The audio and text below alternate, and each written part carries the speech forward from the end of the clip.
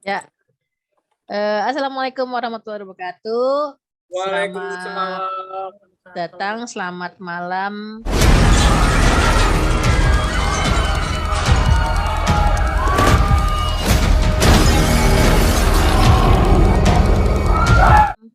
Semua sahabat bedah, kita kali ini berlima kedatangan tamu ya, yaitu kita berlima. Siapa saja? Saya Anto. Gak usah disebutin. Lanjut, ada Mas Adi. Halo. Halo. Ada Mbak Inka. Halo, maaf ya nggak bisa pakai video, lagi masih rempong. Ya, dari Movinka. Terus ada Opa Aska. Gihon. Opa. Dari Squid. Ya. Opa gimana? Film Penjalin Cahayanya gimana? Reviewnya? Nggak tahu, nggak dapat tiketnya. Lanjut. Ya, di Netflix aja, Netflix, nobar. Dan ada Opa Anto. Yeay. Kali ini kita akan bahas film serial Netflix yang berjudul Hellbound.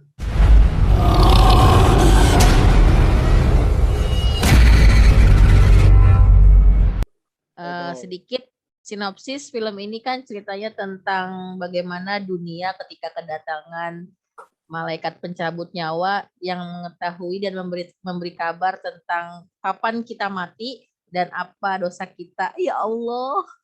Itu jadi tren ya. Sampai aku juga ikut-ikut trennya di IG Mas Anto. Betul. Nah, gimana menurut teman-teman ini tentang dari segi cerita dulu? Siapa? Mas Adi kayaknya nih. Mas Adi. Aku dulu nih. Iya, dari segi ceritanya gimana, Mas? Dikit loh sebenarnya.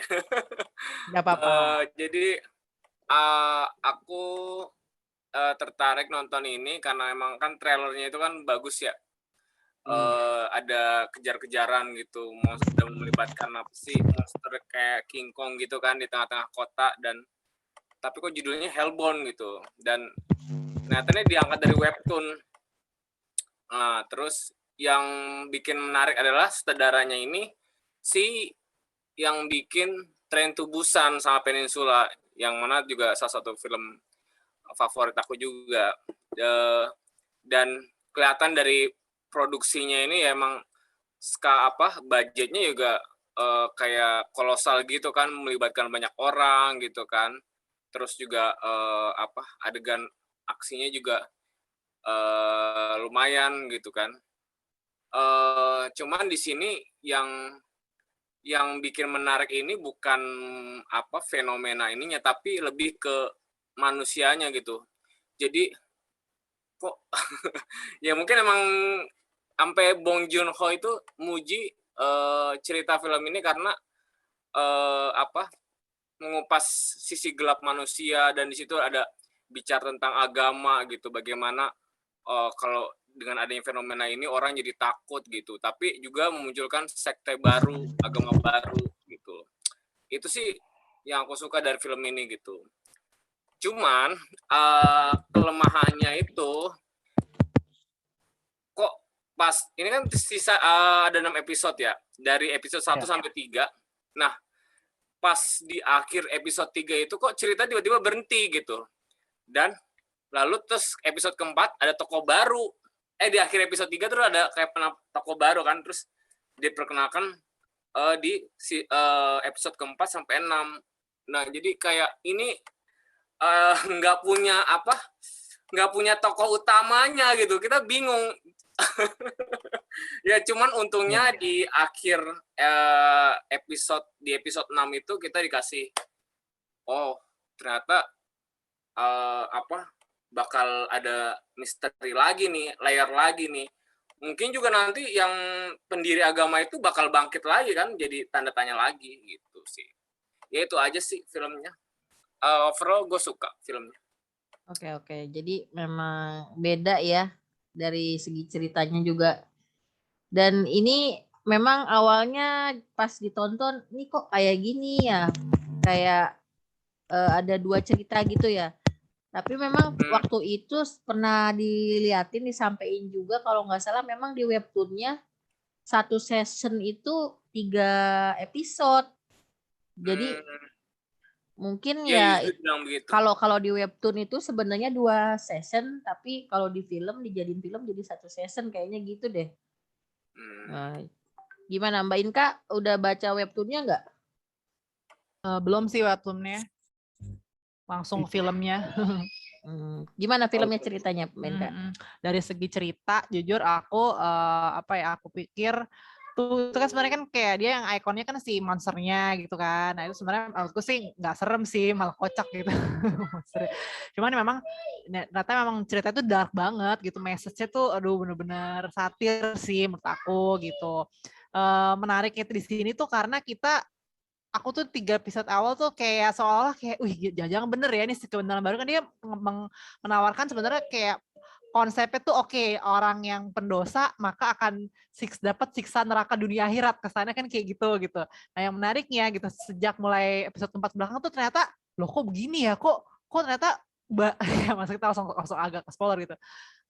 Sampai bayi aja tuh bisa, berarti kan ada yang kesalahannya tuh di mana gitu kan. Jadi kita kayak terkecohnya itu yang bikin menariknya tuh di situ gitu kan. Kita ternyata terkecoh sama si konsepnya gitu. Terus ya itu tadi gitu, message-nya tuh ternyata memang yang lebih ngerinya itu adalah manusia-manusia itu sendiri yang enggak yang lebih kejam, yang lebih bodoh, yang enggak mau dibodoh-bodohin kayak gitu. Menarik ceritanya, cuman ya aku pikir tuh bakal ada sedikit komedi atau biasa karena Korea kan serem-seremnya tuh suka ada unsur-unsur komedi dikit, ternyata kan enggak sama sekali gitu.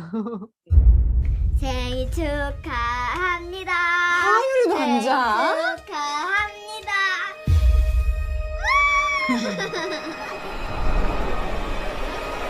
어머.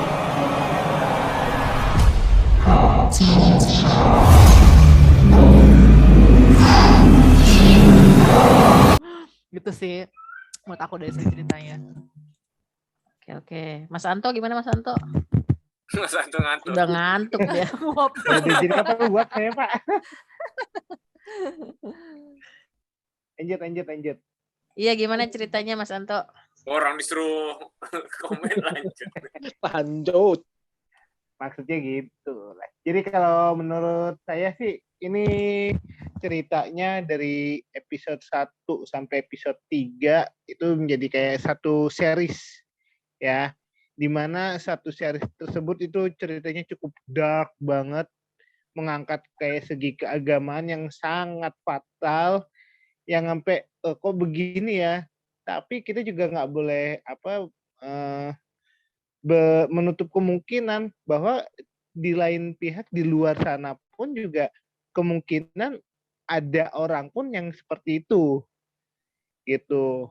Terus juga dalam alur ceritanya di sini walaupun dark itu juga ini nggak sih ngerasa nyangkut pada kehidupan kita semua nggak sih sosialisanya gitu. Iya.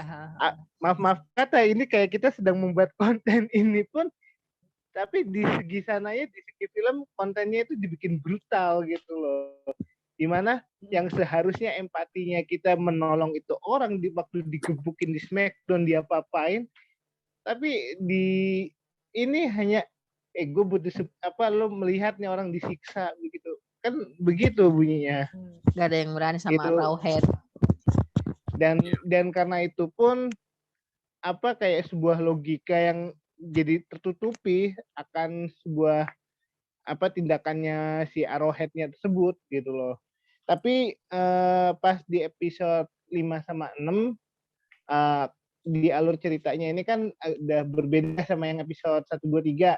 Episode 4, 5, 6 ini pun kisah yang barunya ini, chapter baru ngebikin sebuah kepercayaannya itu menjadi runtuh. Jadi sebenarnya ini maaf kata ya,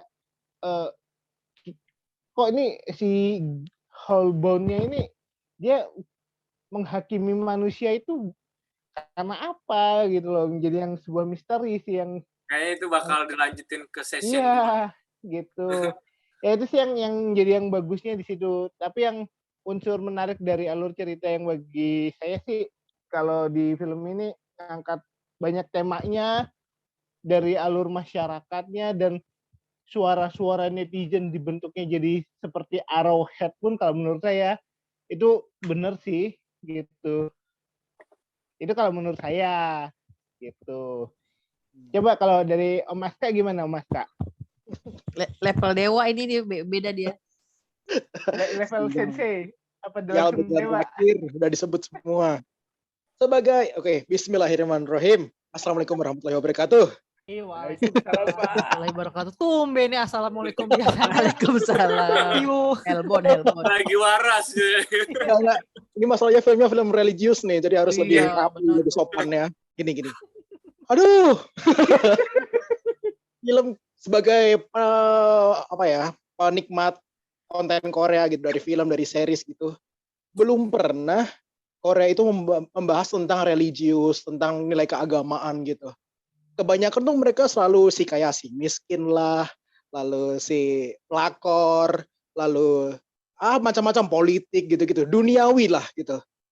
Tapi tiba-tiba Hellbound ini memberikan nuansa segar, suatu anomali ketika orang Korea itu mempertanyakan Tuhan atau menanyakan manusia ini sebenarnya diciptakan lalu dimatikan itu karena apa. Nah itu di Hellbound nih semacam gitu loh, ada pergumulan manusia-manusia galau, tiba-tiba ada manusia yang nggak bersalah, manusia random, langsung diambil nyawanya sama satu makhluk creature yang ya bawa gombel atau apalah itu, atau nggak ngerti lah, makhluk Tibet gitu kan ini mau dibawa kemana gini, apakah ini mau bakalan film zombie-zombian atau apa.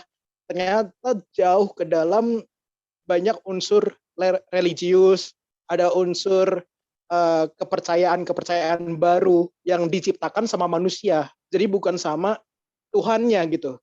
Anggap aja mereka satu orang Korea ini nggak kenal Tuhan gitu, tiba-tiba mereka dipaksa untuk kenal Tuhan karena diancam, kamu bentar lagi mati, kamu 20 tahun lagi mati, kamu 5 menit lagi mati.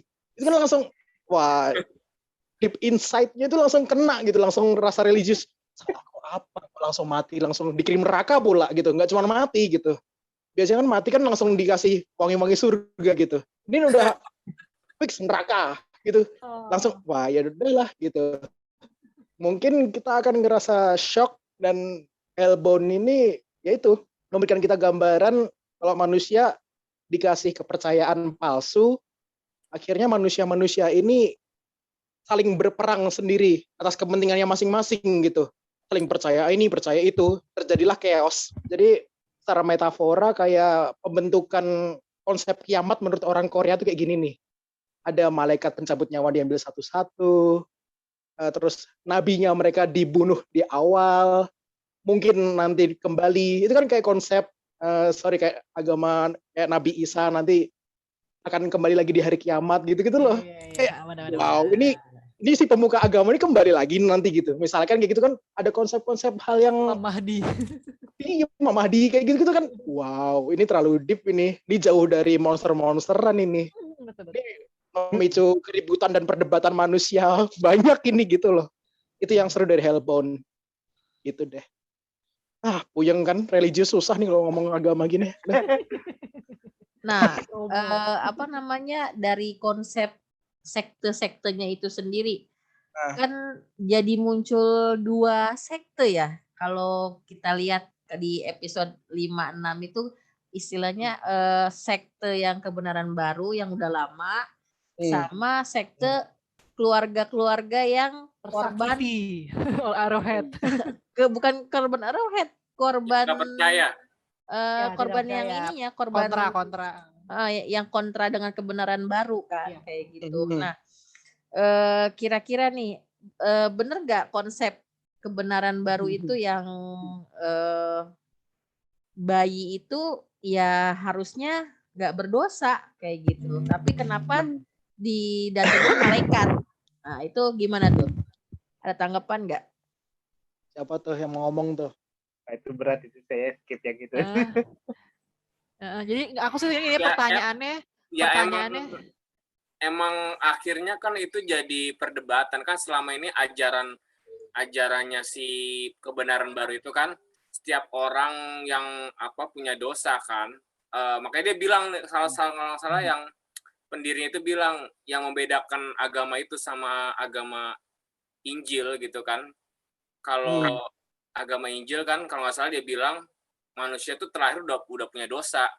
Tapi kalau di kebenaran sekte yang ini, orang kalau berbuat salah selama hidupnya, nah itu bakal dicabut nyawanya sama malaikat lagi sama monster itu gitu loh. Nah, bagaimana mungkin seorang bayi yang belum melakukan dosa dicabut nyawanya? Kan jadi kan itu jadi akhirnya jadi kunci untuk membongkar bahwa ajaran kebenaran baru ini nggak benar gitu loh. Dan emang anehnya itu di episode yang kedua ya, kan ada adegan yang ketika mereka si salah satu ibu ini nggak tahu dosanya apa gitu kan, terus dipojokin terus sama Arrowhead. Itu semua ketika di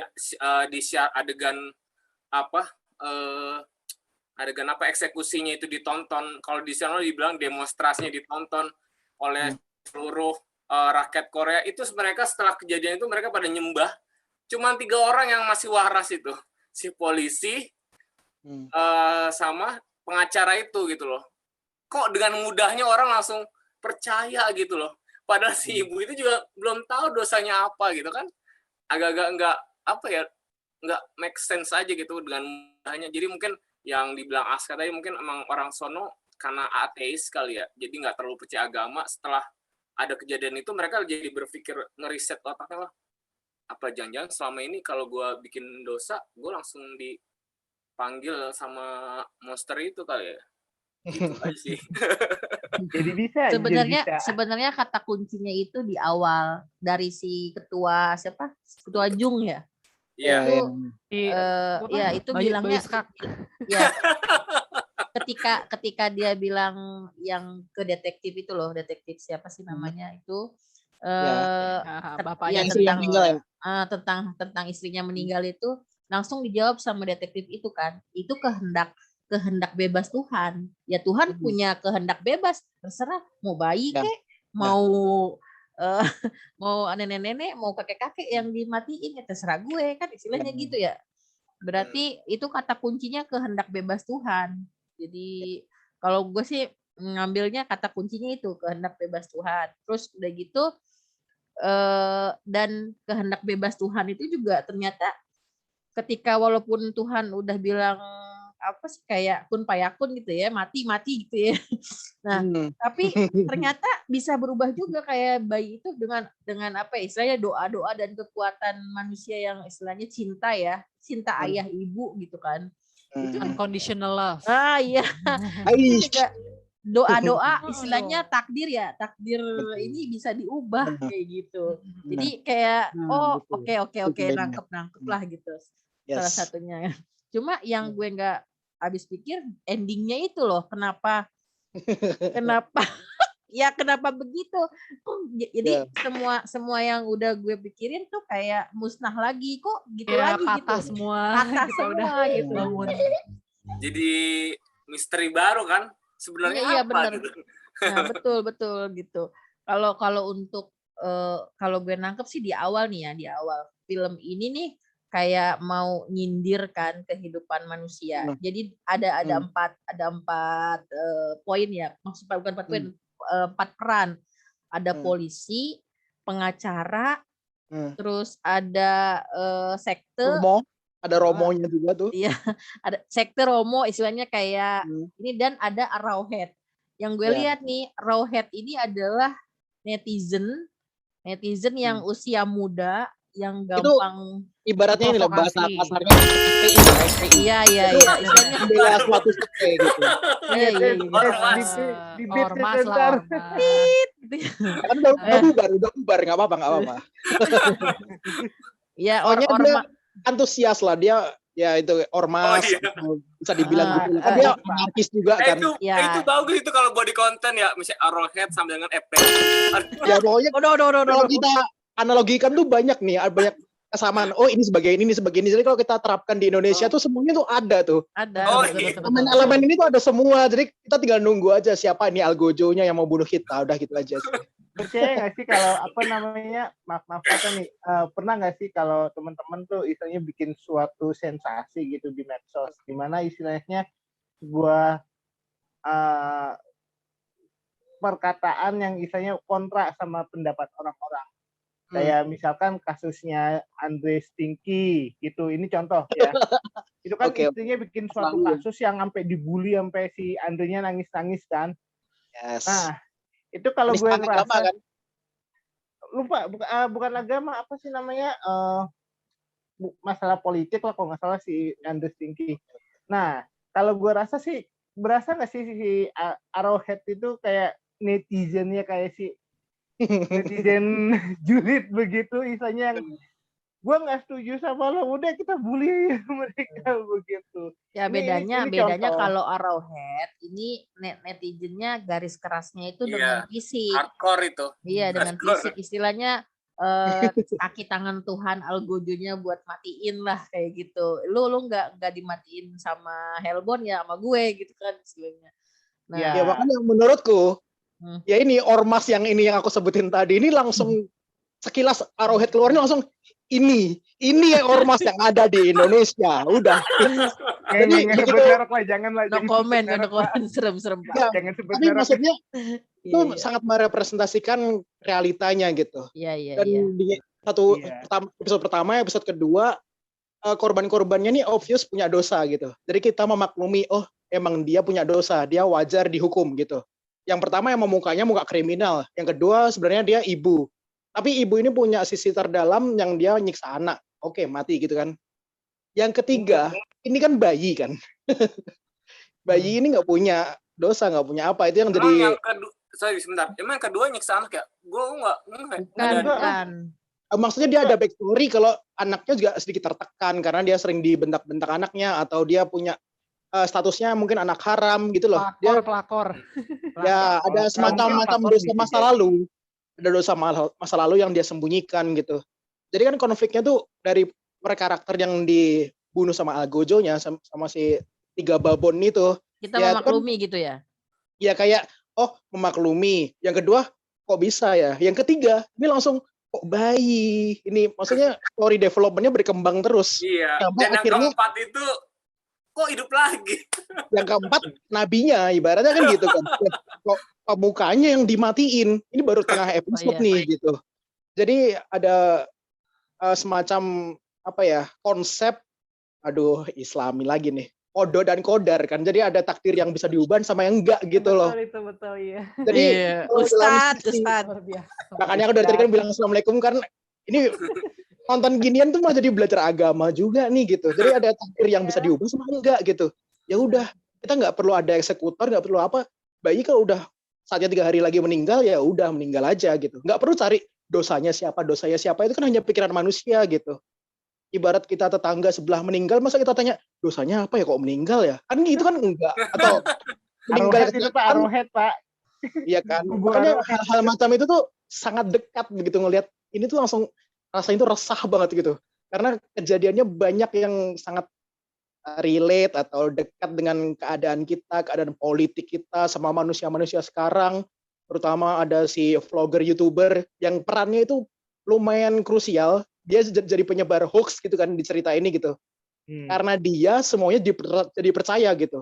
Jadi ibaratnya dia menyebarkan berita-berita palsu, dia menyebarkan berita-berita dosa manusia ini, ada menyebarkan ketakutan.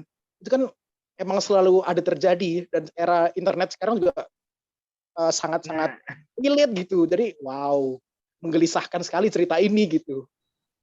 Tinggal nunggu aja nanti. Kayak menyentil bagian medsos banget sih kalau menurut gue si iduannya Arrowhead yang dinosaurus itu. Ya, dia kan menganggap jadi Mesias ya. Iya. Saya. Karena itu namanya kepala sukunya itu kan. Ngarang sendiri dia kagak mesti jawab apa nih. Ini aja bilang aja begini. Ya Allah, ini abal-abal banget. Gila. Parah sih ya. Enggak kalau misalkan yang yang di ending hampir ending itu yang ketemu Pak supir taksi itu udah kenal. Itu kira-kira siapa tuh? Siapa lupa nih? Aduh, deh. lagi. Emang ada supir taksi ya? Ada yang dia Yang nyelamatin nyelamatin pengacaranya bawa anak ya. pengacara bawa anak itu. Kan dia harusnya kan lurus, dia malah belok kiri katanya. Di sana ada Oh polisi. iya iya. Oh dia tahu kan si Nah. Hyejin ya, ini bukan Hyejin hometown Caca, Hyejin juga namanya pengacaranya. Bedes. Iya iya iya. Dia mengenali kan. Oh gue Iya. tahu mau diselamatin ya sama dia ya. Iya, mau diselamatin. Nah, Iya, iya. kemarin sempat ribut sama Mas Anto. Mas Anto bilangnya itu adalah detektif yang pertama punya anak itu. Kalau kata gue bukan, beda orang. Kayaknya itu Beda. toko baru nanti di season kedua. Iya, beda orang. Dia ngotot kalau dia tuh detektif yang pertama. Beda. Operasi plastik kali. Bukan kok beda mukanya. Beda ya. Oke Kayaknya sih. sih. Bro. Wah, Cari temen. nyari pendukung dia ini Pak. Tapi gue malah yang ada kan yang ditunjuk jadi ketua komandannya itu yang kacamata itu temannya detektif itu bukan sih yang pas yang psycho juga tuh tiba-tiba nyembah juga pas. Oh, yang polisi yang menyebarkan ini ya, yang ngasih tahu Arrowhead ya? Bukan, Iya. beda. Itu beda lagi ya? Beda orang. Ya itu ibaratnya Habib Bahar lah ya, Habib Bahar yang suka teriak-teriak gak jelas itu lah ya. Gue pikir dari polisi terus dia Pakai jadi inisial masuk lah kak. ini gitu. Nggak mau berita-berita mengganggu. Kayak Askon nyebut-nyebut ini loh. Ngeri gue. Benar dulu lo, Om. Wah, parah lo Om. Nggak lanjut Dijawabkan lagi. nanti kelingnya. Dan konsep apa sih namanya? Dan siapa sih yang tadi yang bawahannya si ketua yang baru itu namanya apa sih? Kayak Diaken. Nah, diaken, konsep Diaken itu apa sih?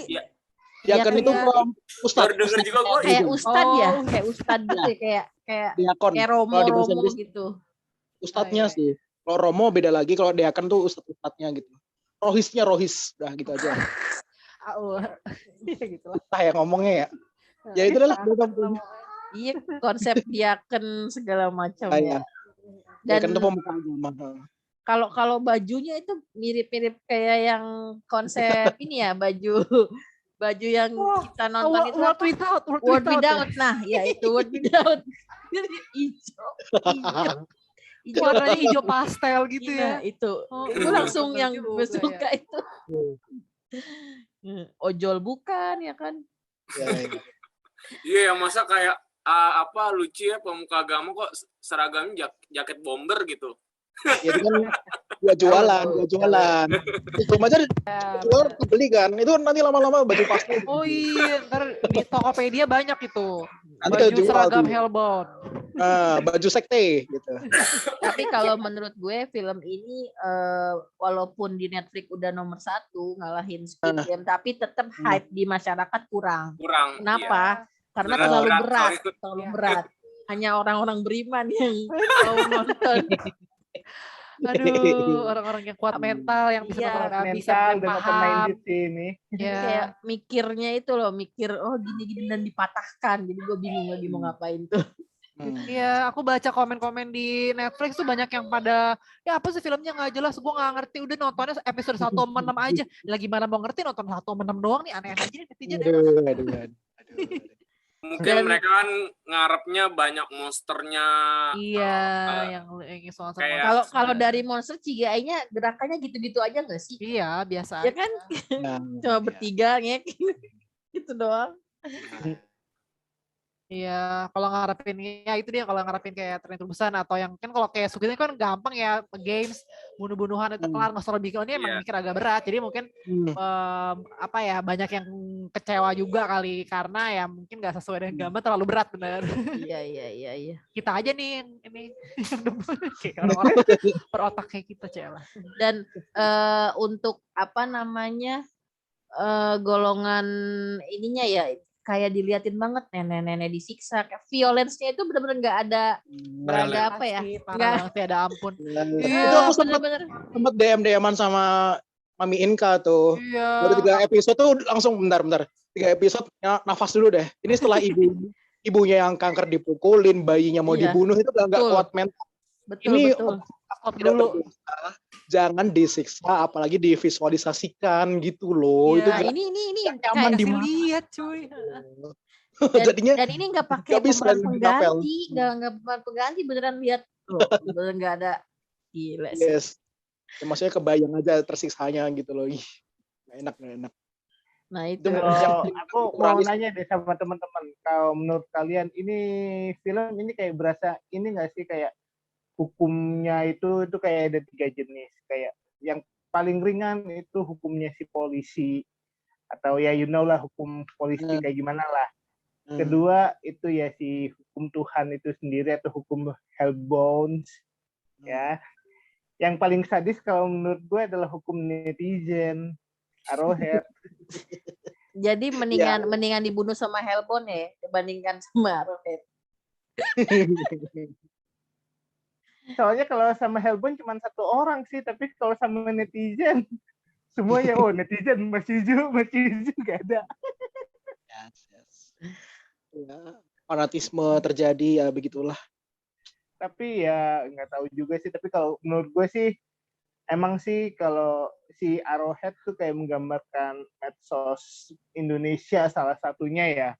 Yang misalnya kalau penjulitan itu sampai orang sampai merasa nangis, sampai mau kayak udah WA ini gue stop dulu 1 minggu 1 bulan.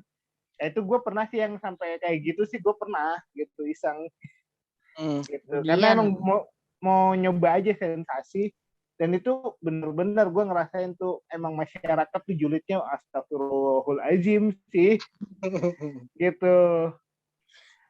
Kalau untuk ininya sendiri nih apa namanya bener kalau gue sih kalau disuruh milih sekte yang mana gitu ya bener yang pengacara itu bilangnya kan manusia berhak punya kebebasan memilih matinya itu sendirian.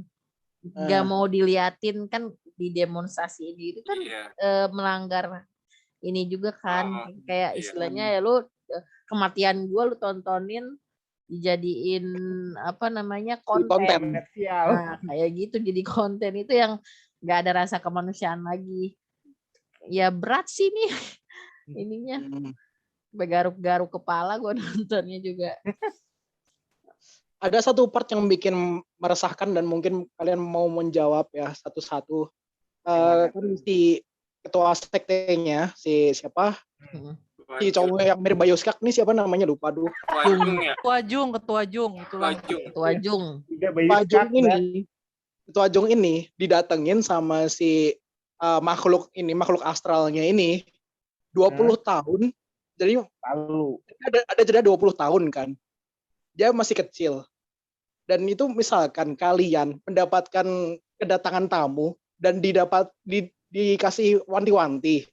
Kalian meninggal 20 tahun lagi. Kalian pasti akan menjadi seorang yang baik, jadi nabi, atau bakalan berbuat ya YOLO aja gitu. Coba kalian bakalan gimana misalkan kalian 20 tahun lagi tuh bakalan meninggal. Jadi kan udah dia mempersiapkan segalanya, akhirnya dia jadi orang yang sok baik gitu. Dan gimana dengan kalian? Itu motifnya emang begitu sih. Jadi kenapa dia jadi bikin agama gitu? Karena dia udah diperingatin. Jadi dia mencitrakan diri ya manusia itu harus berbuat baik sama hidupnya. Tapi ternyata dia secara nggak sadar melakukan kejahatan dengan membunuh orang yang menurut dia adalah pantas mati gitu loh. Ya jadinya kan playing God gitu loh. Karena dia udah tahu kapan matinya gitu. Iya. Dan kan dia akhirnya ngajak-ngajak orang sekitarnya untuk ya udahlah ayo ikut kepercayaanku aja yuk gitu. Soalnya aku juga bentar lagi udah mati. Tapi dia nggak bilang kan. Dia nggak bilang itu tapi ya udah memberi ajaran-ajaran yang lain. Kita harus percaya. Karena aku bentar lagi juga mati. Gitu loh. Jadi ya tapi kenapa dia sendiri nggak mau kematiannya itu dilihat sama orang atau diketahui kan jadi orang-orang taunya dia jalan-jalan. Karena dia waktu kecil udah ngerasa udah mau mati ya udah kelihatannya harus berbuat kebaikan aja gitu. Dengan gampang itu udah jelas kan itu kan dia kan misalnya waktu di episode berapa tuh 2 tuh dia kan disembah-sembah banget ya nggak? Ya berarti misalnya dia tuh kayak dianggapnya orang baik. bagaimana orang baik bisa masuk ke neraka, di mana dia sudah menjelaskan si ibu, karena ibu itu dia akan masuk neraka gitu loh. Masa orang yang baik yang kita sembah-sembah sebagai maaf kata nih Tuhan, sama si orang-orang Koreanya itu tiba-tiba Tuhan gue masuk neraka cuy, kan waalaikumsalam kalau begitu. Ya, Gitu. ya, Ya, Kan bisa, jadi bisa, ya mungkin bisa. dia menutup misalnya udahlah gue mengasingkan diri aja gitu. Tuh. Ya kan dia biar ngasih biar ngasih orang tuh pilihan pada kan. percaya. Ngasih pilihan kan ke si detektif itu. Kamu Oh. memberitahu kalau aku mati atau menutupinya kayak gitu kan. Jadi Maksudnya kalau kalian yang dapat itu, kalian mau berbuat baik atau mau bunuh-bunuhin orang aja gitu? ya ya pasti kalau yang bener sih berbuat baik sih. Kalau berbuat benernya, yang benernya sih ya berbuat baik.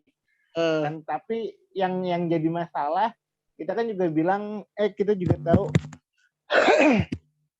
kalau berbuat baik itu sebaiknya ajak-ajak orang, misalnya merangkul orang lain untuk berbuat baik.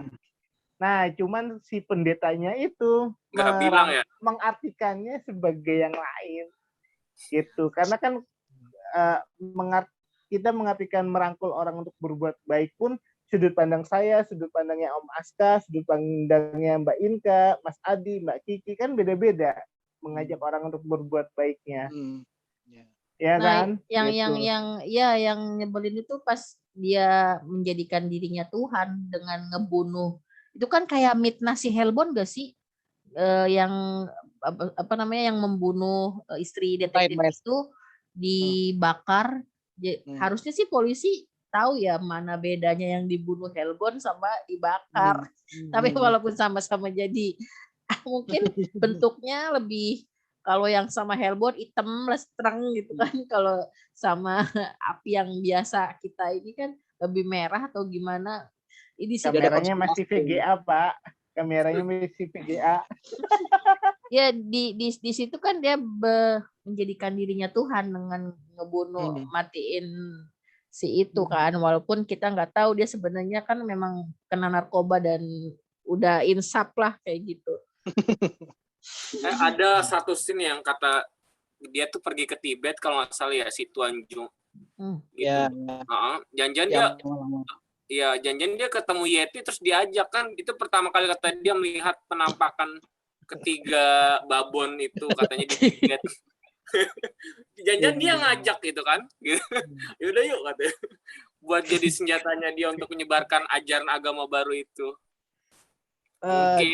Jadi menurut teori Mas Adi, 3 Helbon itu bukanlah pencabut nyawa dari Tuhan, tapi emang dipanggil gitu sama si Tuan Jung ini. Kan kita nggak tahu karena kan adegannya kan dipotong kan. Kalau kayak gitu kenapa dia dimatiin sama si suruhannya? Gitu. Kalau bikin teori itu kenapa dia dimatiin dengan dia udah dapat fatwa itu pesan yang pertama, jadi pesan yang pertama itu nggak bisa dirubah lagi. Mungkin ya, nggak tahu juga lah. Tergantung novelisnya. Kalau teori-teori kayak gitu masih bisa dipatahin, cuma kalau di ending itu sampai hidup lagi itu gue udah nyerah, nggak tahu jawabannya apa itu. Makhluk apakah? Setelah kita 6 episode ribut, ditutupnya dengan endingnya yang mati itu dikembalikan. Jadi kayak mereka akhirnya nanti bakalan menyuarakan suara yang benar gitu. Mungkin ketua Jongnya ketika hidup dia langsung, ya itu Imam Mahdi, ini yang benar, ini yang salah. Lah itu kelar dah tuh. Dah itu penggambaran kiamat tuh dah. Bakalan seru tapi. Gua harusnya kita ngajak orang yang udah pernah baca webtoonnya sampai tuntas ya. Ini kan katanya webtoonnya itu kayak spoiler jadinya. Udah mending nggak usah deh, kita banyak berteori aja dulu dah kita. Iya. Informasi udah. Gue kalau di webtoonnya tuh katanya ada memang kan ini penulis. Enggak ada spoiler. Masih kegantung juga. digantung juga. Iya, sama ya. Sama. kalau dari segi cerita sama ya, sama dengan film. Karena penulis dan sutradara adalah orang yang sama. Penulis webtoon dengan sutradara film ini tuh orang yang sama. Nah, mediumnya tuh. bedanya cuma karakter-karakter di sini dibedain. Kayak anaknya si detektif kan kalau di webtoon cowok, kalau di film ini cewek. Karena si sutradara ini tahu kalau misalkan aktor aktris yang dia sukain di Peninsula itu cocoklah jadi karakter anaknya si detektif itu gitu. Terus juga paling beda-beda karakter yang kayak episode pertama harusnya diawali dengan, kalau di webtoon diawalinya dengan kedatangan malaikat. Nah, kalau di film kan kedatangan si Hellbound-nya kan. Nah, itu dibedainnya kayak gitunya aja. Terus kayak apa namanya? Kalau diibaratkan, kalau di malaikatnya itu kok di film kan serem horor gitu ya, kayak kamu akan mati anak si ini gitu kan. Tapi kalau di webtoonnya itu lebih gambarnya tuh kayak cewek gitu loh, nggak terlalu nyeremin kayak di film. Jadi kalau dari segi cerita nggak ada perbedaan, jadi masih ngegantung sama kayak gitu. Cuma bedanya itu aja, karakter-karakter dan awalan tokoh-tokoh namanya, terus umurnya, jam kematiannya, itu yang beda sih. Itu doang. Ya. Oke. Masih Terus ngegantung apalagi mau cuy. dibahas? Pasti ada Apa sesi ini? lainnya. Bobo. Oke, karakter favorit di film ini dan scene memorable. Silakan Om Adi. Karakter favorit di film ini si itu kali ya, apa? Mungkin si siapa pengacara yang perempuan itu, dia satu-satunya orang yang ngebela si ibu-ibu yang dibilang berdosa itu. Dan scene memorable-nya itu yang pas ketika yang demonstrasi pertama yang disaksikan oleh disiarkan langsung oleh TV segala macam, ketika orang pada nyembah itu bikin merinding sih. Dan cuman dia doang yang berdiri sama partnernya gitu loh. Dan polisi sama ada satu lagi kaptennya polisi itu juga nggak ikut nyembah gitu kan. Wah gila gitu kan, ini orang pada nggak waras gitu sih. Oke. Iya. Ini kita kedatangan tamu baru nih. Ada yang pendosa siapa nih? Dosanda apa nih? Yuzu. Netizen julid. Netizen genit. Aduh, telat gara-gara abis screening. Apa nih? Udah sampai mana nih? Karakter favorit sama scene memorable langsung gabung. Kalau karakter favorit di Hellbound tuh si yang perempuan itu tuh, yang awalnya tadinya dia dipukul-pukulin kan, siapa sih namanya? Yang detektif itu detektif apa sih? Yang dari asuransi itu yang perempuan. Pengacara kali. Iya, pengacara. Iya, pokoknya itu kan dia balik setelah 4 tahun itu acara dia katanya kan masih gitu. Dia sih keren sih itu, memperjuangkan hak orang juga awal-awalnya kan. Sampai dipukulin gitu kan, sampai diincer-incer sama yang meninggal. Arrowhead itu kan yang dipukulin, dia kirain kan mati, nggak taunya masih hidup. Kalau karakter dia, tapi kalau memorable scene tuh yang pas nyelamatin bayi itu tuh ngena gimana ya, seorang bayi direbutin kayak gitu kan gara-gara dia yang nggak bersalah gitu. Tapi kok bisa sampai segitunya gitu manusia sama ini bayi gitu loh, bukan siapa-siapa gitu yang belum ketahuan dosanya tuh apa gitu, tapi malah direbutin sampai pengen dihakimin gitu, pengen disiarin langsung kayak gitu. Tuh kayak film memorable. Man ya. memorable scene itu banget sih. Soalnya ya kan tahu lah, kita tahu sendiri ya kan, bayi itu kan belum ada dosa apa-apa, tapi kenapa bisa sampai dikasih titah kayak gitu dalam 3 hari, terus habis itu direbutin sama orang kekuatan inian baru, terus kemudian sampai dikejar-kejar sama Arrowhead, orang tuanya sampai nyelamatin kayak gitu. Memorable banget sih.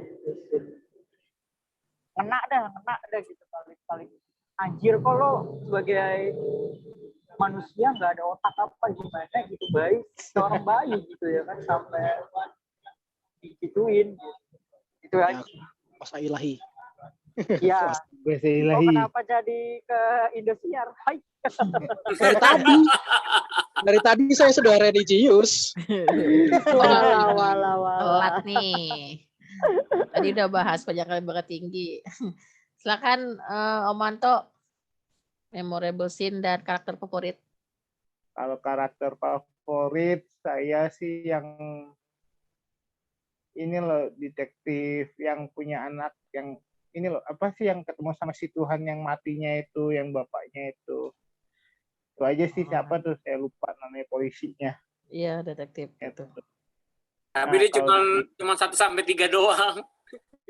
Kalau pengacara itu dari 1 sampai 6 main.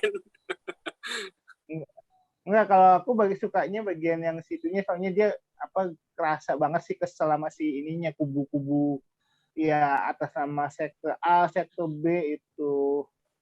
Tuh.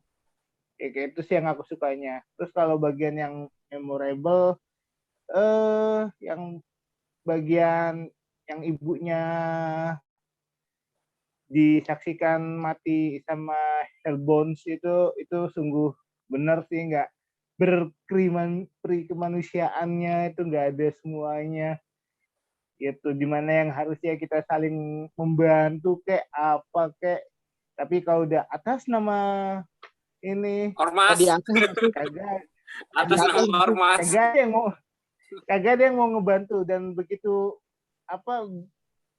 kita logikanya ini salah, itu nggak bisa begitu, kita cuma nontonin. Begitu si ormasnya itu bilang itu udah 3-3-nya langsung dibegal semua, babak belur, kasihan, kagak manusiawi gitu.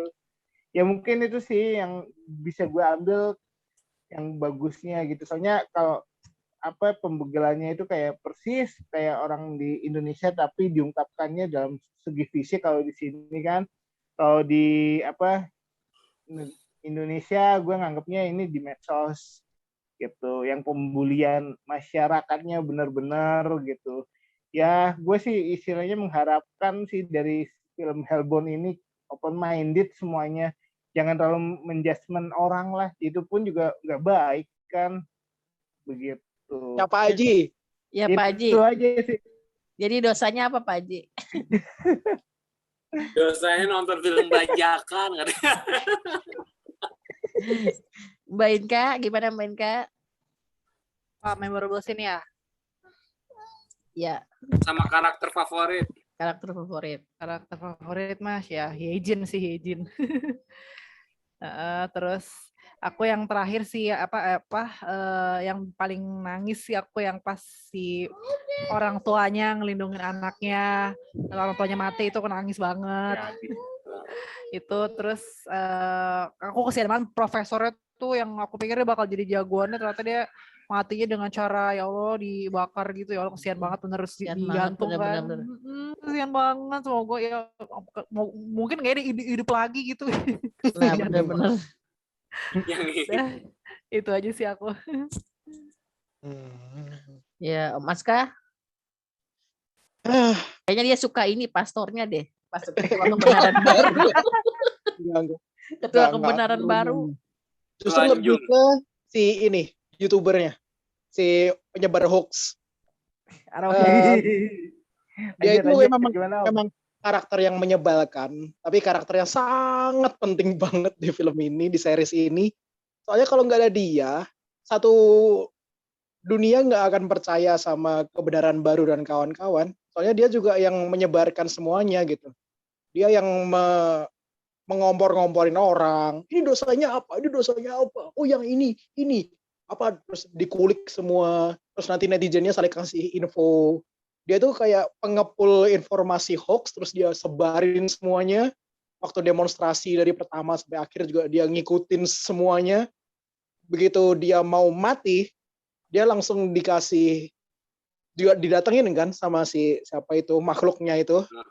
Kalau udah mau mati langsung dikasih wejangan sama Romo. Kamu itu Mesiah gitu. Ini ibarat kayak nabi palsu kan. Jadi ada nabi palsu, ini lebih palsu lagi gitu. Jadi dia kan langsung narsis. Oh ternyata aku ini penyelamatnya, ternyata aku ini gitu. Kedua. Jadi orang ini sangat berpengaruh sekali untuk mengiring opini masyarakat gitu. Makanya pakai sosial media itu yang bener lah ya. Kan yang subscribernya banyak siapa nih Om? Halilintar dah itu udah. Oke, kalau gue sebenarnya awalnya mengharapkan selain yang awal profesor ya, itu mengharapkan si suami yang anaknya mau itu bakal jadi terus lanjut gitu ya. Karena kan dia di awal ketika suruh ngedit kebenaran baru ya video, dia udah memproklamirkan dia tuh nggak suka gitu. Nah itu gue udah menaruh harapan di tokohnya dia itu gitu. Tapi apa daya ternyata bukan tokoh utama. Jadi Pupus sudah, maksudnya karakter cowok kan maksudnya nggak ada gitu. Mungkin nanti di season berikutnya kali ya. Kalau tokoh utama tapi di sesi itu sesi 456. Kalau si Hyejin kan ya udah tokoh fix, tokoh cewek utama gitu. Nah, yang cowoknya belum ada nih, mungkin di season berikutnya kayak gitu. Kalau di film ini gue ngelihatnya bener juga ya, efek dari seseorang pendosa itu akan kebawa keluarganya semua. Ya nggak sih? Antara keluarganya menanggung malu, tapi keluarganya juga dibully juga kayak gitu. Misalnya kan keluarganya kan ya nggak salah apa-apa, tapi tetap kena amukan arrowheads juga kan, ya kan, gitu. Nah jadi makanya keluarganya si korban ini, korbannya Hellbound ini ngebentuk ya sekte baru dengan si Hyejin ini gitu. Entahlah ini sektenya apa namanya. Sodo ya, Sodo. Iya, Sodo. Nah, kayak gitu. Iya, Sodo. Oke, langsung aja skor dari film Hellbound ini. Om Adi berapa? Aku 7,5. 7,5. Oke. Yuzu berapa Yuzu? 7. 7. Mas Anto berapa? 8,5 lah.